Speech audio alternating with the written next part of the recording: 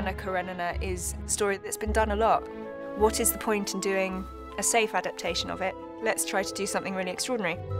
It was going to be a relatively conventionally conceived Anna Karenina. We were going to be looking at shooting in Russia for about 6 weeks and building on the stages for the other 6 weeks.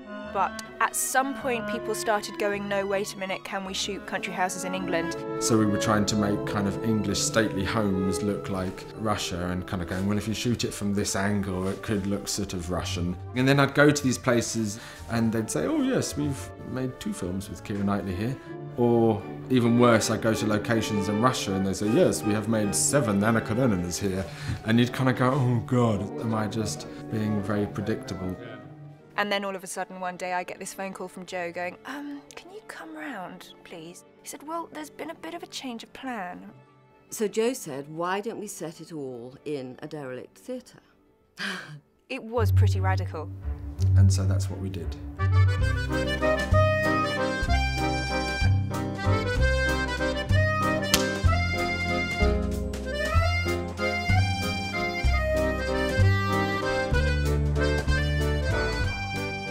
The Russian aristocracy at that time, they were constantly looking to France and trying to emulate that kind of French way of being. Bonjour Lily. They all spoke French, they dressed as French people, and they read books on etiquette of how to behave like a French person. And so the whole thing was a performance. It's not a play, but it's all set in a theatre.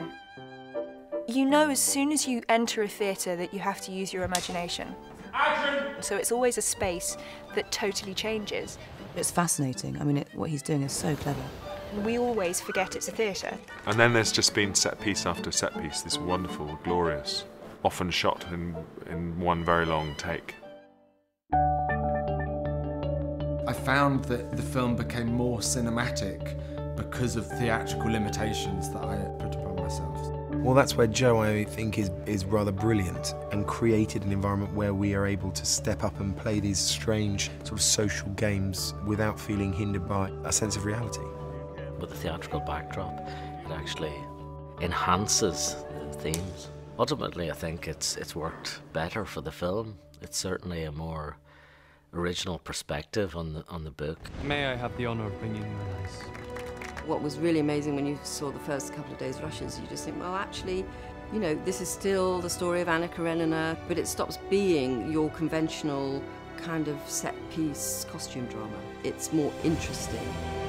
Occasionally, the characters turn their backs on this artificial society, and we see them living a more authentic life in the real world.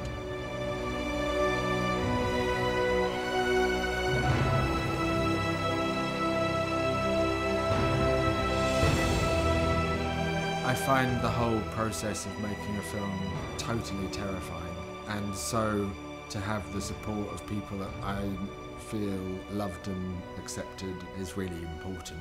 He loves having this notion of a theatrical troupe almost, of people who go from project to project, and I think he likes the familiarity. I have lots of ideas, you see. What happens is I have lots of ideas, and out of 100 ideas, maybe on a good day, 10 are worth committing to film, and I need those people to help me decide which 10. We've all seen our period dramas, so I think this is going to be a completely radical interpretation of a classical novel, and something that's immensely exciting to watch, and radical and revolutionary in terms of its style, but also it has the heart of the love story, so I think it will be bold, beautiful and emotionally engrossing.